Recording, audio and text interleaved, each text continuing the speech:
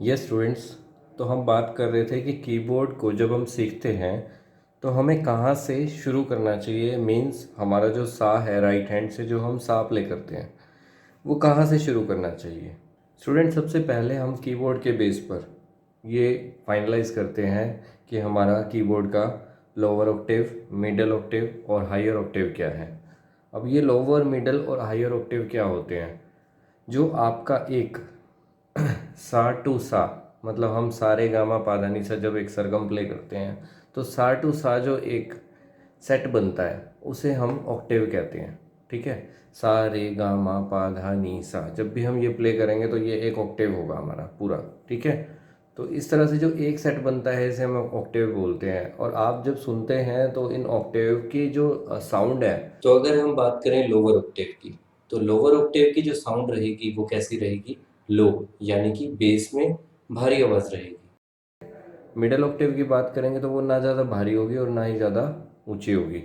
ठीक है, और अगर बात करें हम हायर ऑक्टेव की तो उसकी जो साउंड होगी वो थोड़ी हायर पिच पर होगी, हायर साउंड करेगी।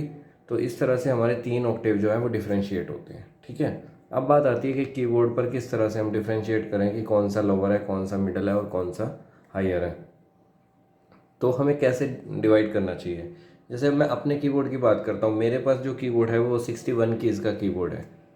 तो इसमें क्या है, इसमें जब आप सेट देखते हैं तो कितने बनते हैं? हम ब्लैक कलर की जो आपकी कीज़ हैं उनके सेट से ही हम वैसे हम लोअर, मिडल और हायर ऑक्टेव को वाइट कीज से भी हम डिसाइड कर सकते हैं। तो मतलब मेन हमें क्या देखना है कि अगर मान लो ये पहली वाइट है, अगर हम यहाँ से देख रहे हैं तो हम सीधा सीधा प्ले करते हैं सा रे गा मा पा धा नी सा। मीन्स यहाँ से लेके यहाँ तक एक सेट जो है ये हमारा, ये क्या हुआ? लोअर ऑक्टेव हो गया। और अगर इसी की तरह से हम इंडियन म्यूजिक के अकॉर्डिंग देखें तो हमारा ये सा होता है सा रे गा मा पा धा नी सा। ये इंडियन म्यूजिक के अकॉर्डिंग आपका लोअर ऑक्टेव हो गया, जिसको हम इंडियन म्यूजिक के अकॉर्डिंग मंद्र सप्तक बोलते हैं। ठीक है, फिर उसके आगे हम आते हैं। ठीक है, अब बात ये आती है कि जिस तरह से मेरा अगर कीबोर्ड देखा जाए तो मेरे कीबोर्ड में अगर मैं यहाँ से यहाँ एक सेट, यहाँ से यहाँ दूसरा, यहाँ से यहाँ तीसरा, यहाँ से यहाँ पर चौथा और यहाँ से आगे पांचवा, तो ये कीबोर्ड जो है अभी फ़िलहाल अगर हम इसे कहेंगे तो ये 5 ऑक्टेव का कीबोर्ड है। और 5 ऑक्टेव में अगर आपको मिडल ऑक्टेव ढूंढना है तो सीधी सी बात है, आपको क्या करना होगा? 5 का जो मिडल होगा वो क्या बनेगा? थर्ड। तो हम नॉर्मल सी बात है कि अगर हमारे पास 3 की सप्तक का या 3 ऑक्टेव का एक कीबोर्ड है तो उसमें जो आपका मिडल बनेगा वो सेकंड वाला बनेगा। और अगर 5 ऑक्टेव का है तो उसमें आपका जो मिडल वाला बनेगा वो थर्ड बनेगा। दो इधर से गए, दो इधर से गए, तो जो आपका ये है ये थर्ड वन। तो यहाँ से हम इंडियन म्यूज़िक के अकॉर्डिंग सरगम स्टार्ट कर सकते हैं, प्रैक्टिस स्टार्ट कर सकते हैं। और अगर वेस्टर्न म्यूज़िक कर रहे हैं तो यहाँ से आप स्टार्ट कर सकते हैं मिडल ऑक्टेव से। अगर किसी के पास 3 सप्तक वाला है तो रहेगा वही कि आपके एक इधर से छूट गया और एक इधर से छूट गया, और जो मिडल ऑक्टेव है उसे हम तैयारी के लिए यूज़ करते हैं। ठीक है, तो इस तरह से ऑक्टेव्स की आपकी डेफिनेशन है कि किस तरह से हमें हर कीबोर्ड में, हर हारमोनियम में, हर पियानो पर ऑक्टेव्स मिलते हैं। और ये 3 तरह के ऑक्टेव होते हैं जिनका first name lower, second middle and third higher octave. अब बात आती है कि हमें पता तो चल गया कि हमें मिडल ऑक्टेव से स्टार्ट करना है। सेकेंड थिंग क्या रहेगी? अब हमें ये तो पता है कि मिडल ऑक्टेव का सा कहाँ पर है। अब हमें रिकग्नाइज करना है कि बाकी के जो 6 नोट्स हैं, बाकी के जो म्यूज़िकल नोट्स हैं वो कहाँ पर लाई करते हैं, कहाँ पर प्लेस करते हैं। तो हम आगे चलते हैं। अब अभी मैं आपको सिंगल फिंगर के साथ ये 7 नोट्स को डिस्क्राइब कर रहा हूँ। सा रे गा मा पा धा नी, ये आपके 7 नोट्स हैं। ठीक है, सा फर्स्ट ब्लैक, रे सेकंड ब्लैक, उसके बाद गा। गा आपको ये जो वाइट है ब्लैक के साथ, इसको छोड़कर यहाँ पर ये गा है। उसके बाद मा, उसके बाद पा, उसके बाद धा, ये तीनों ब्लैक कीज। नी और ये सा। अगर हम वेस्टर्न म्यूज़िक की बात करें तो यहाँ से स्टार्ट होगा। वेस्टर्न में ये रहेगा सी, ये रहेगा डी, ये ई, ये एफ, ये जी, ये ए, ये बी, ये सी। तो इस तरह से वेस्टर्न म्यूज़िक के ये नोट्स आपके क्लियर हो जाएंगे। और ये आपके इंडियन म्यूज़िक ऊपर वाले जो ब्लैक के साथ शुरू होंगे ऊपर वाले जो ब्लैक कीज़ के साथ शुरू होंगे वो हमारे इंडियन म्यूज़िक के अकॉर्डिंग होंगे। अब आता है इसके बाद हमें नोट्स भी पता लग गए, ठीक है। अब आता है कि हमें नोट्स पर, कीज़ पर फिंगर्स कौन सी रखनी है, means which finger you have to place on which key. तो ये आपको बहुत अच्छे से ध्यान से समझना है, बिकॉज ये बहुत बेसिक लेसन है। अगर हमारी फिंगर्स ढंग से प्रैक्टिस नहीं होती, बेसिक प्रैक्टिस जिनको हम मेनली एक्सरसाइजेस में यूज़ करते हैं, तो जब तक ये एक्सरसाइजेज आपकी अच्छे से बेसिक में नहीं हो पाती, तो तब तक हम किसी गाने को जो प्ले करेंगे या किसी सॉन्ग को जो प्ले करने की कोशिश करेंगे, तो हमारी जो फिंगर्स हैं वो ब्रेक होंगी, डिस्टर्ब होंगी, बिकॉज जो हमारा बेस प्रैक्टिस है वो ठीक से नहीं हो पाया। तो सबसे ज़रूरी चीज़ है कि हमें किस की पर कौन सी फिंगर रखनी है, ये आपको शुरू से ही सीखना होगा। हम बहुत से लोग ऐसे हैं जो कॉपी करके किसी भी सॉन्ग को प्ले कर लेते हैं, लेकिन जो उनका हैंड है वो उस तरह से कॉपी नहीं हो पाता, उस तरह से फ्लो नहीं बन पाता। किस वजह से? बिकॉज हमने बेसिक नहीं किया होता, बेस एक्सरसाइजेज नहीं की होती। तो ये आपके लिए बड़ी बेसिक एक्सरसाइज है, बहुत इंपॉर्टेंट एक्सरसाइजेज है, आपको ये करनी ही करनी है।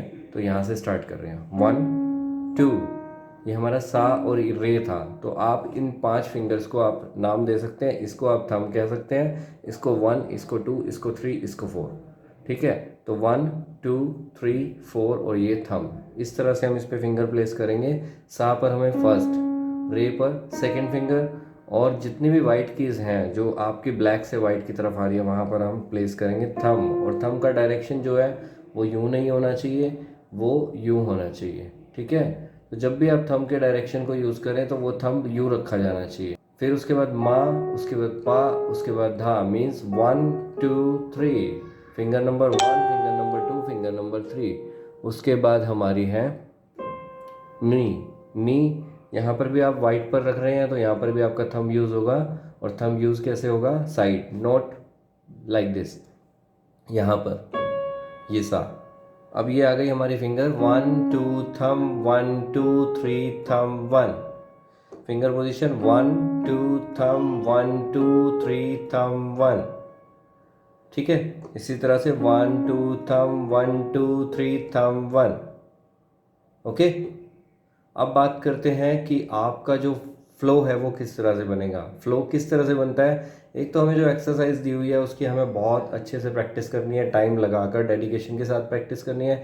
सेकंड थिंग, हमारा हैंड किस तरीके से रखा जा रहा है, फिंगर किस तरीके से रखी जा रही है, ये भी बहुत इंपॉर्टेंट कंसेप्ट है कि अगर आप हैंड ढंग से नहीं रखते, फिंगर ढंग से नहीं रखते, तो वो फ्लो नहीं बन पाएगा जो आप प्रोफेशनल इंस्ट्रूमेंट प्लेयर के हाथों में देखते हैं। तो उसका रीज़न 2-3 चीज़ें हैं जो आपको फॉलोअप करनी है जब आप बेसिक प्रैक्टिसेस कर रहे हैं। फर्स्ट ऑफ ऑल तो आपको क्या करना है, ये फिंगर्स जो हैं आप उसको कभी भी ऐसे स्ट्रेट नहीं रखेंगे, ये रॉन्ग पोजीशंस हैं। हमें हमेशा फिंगर को थोड़ा सा बेंड करना है, और फिंगर की ये जो आपकी टिप्स हैं, ये टिप, ये टिप, ये टिप, इस तरह की टिप्स जो हैं जब बेंड करेंगे तो ये टिप्स आपके आगे आ जाएंगी। और अगर इसको स्ट्रेट करते हैं तो आप यहाँ से प्ले करेंगे, जो रॉन्ग है। हमें प्ले कहाँ से करना है? यहाँ से। तो ये जो आपके ये हैं इनसे प्ले करना है, टिप से प्ले करना है। कैसे करेंगे? 1 2 थंब। अब थंब पर आपकी पोजीशन यही रहनी चाहिए, ये रहेगी तो दिक्कत आएगी। कुछ लोग करते हैं 1 2 थंब, दिस इज़ रॉन्ग। तो हमें क्या करना है? 1 2 थंब सीधी, उसके बाद टिप टिप, यहाँ पर भी टिप और यहाँ पर थंब साइड पर और टिप, 1 2 थंब, 1 2 3 थंब 1। तो ये प्रैक्टिस आपको रेगुलर करनी है। 1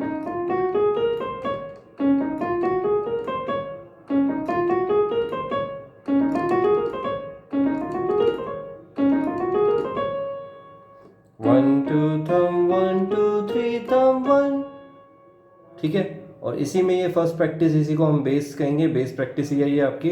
वापस आएंगे, सेम वही फिंगर्स, आपकी जो फिंगर पहले रखी गई है वही आप उसको क्या करोगे, डिसेंडिंग ऑर्डर में प्ले करना शुरू कर दोगे। 1 thumb 3 2 1 thumb 2 1, 1 thumb 3 2 1 thumb 2 1। And the most important thing, don't do like this. कुछ लोग इस तरह से हैंड को ले जाने की कोशिश करते हैं। जब हम यहाँ से कर रहे हैं तो कुछ लोग ऐसे करना शुरू कर देते हैं, और ये रॉन्ग है। ये ऐसे नहीं करना, हैंड आपका हमेशा स्ट्रेट रहेगा। 1 2 thumb, 1 2 3 thumb 1, 1 thumb 3 2 1 thumb 2 1। 1 2 thumb 1 2 3 thumb 1 1 thumb 3 2 1 thumb 2 1। तो इस तरह से आप जब प्रैक्टिस करेंगे तो धीरे धीरे आपको फ्लो आपके हाथ में आने लग जाएगा और आपकी जो फिंगर फ्लेक्सिबिलिटी है वो धीरे धीरे शुरू हो जाएगी। तो ये था आपका बेसिक लेसन जिसमें हमने सीखा कि आपके जो इंस्ट्रूमेंट में किस तरह के ऑक्टेव होते हैं, कहाँ से आपको स्टार्ट करना होता है, ठीक है। फिर उसके बाद कहाँ पर आपके ये जो म्यूजिकल नोट्स हैं वो लाई करते हैं। And the fourth thing is there how to place the finger. Fifth thing is there techniques जो है आपके किस तरह के आपको फिंगर्स रखनी है। थैंक यू सो मच, मिलते हैं अगले लेसन में।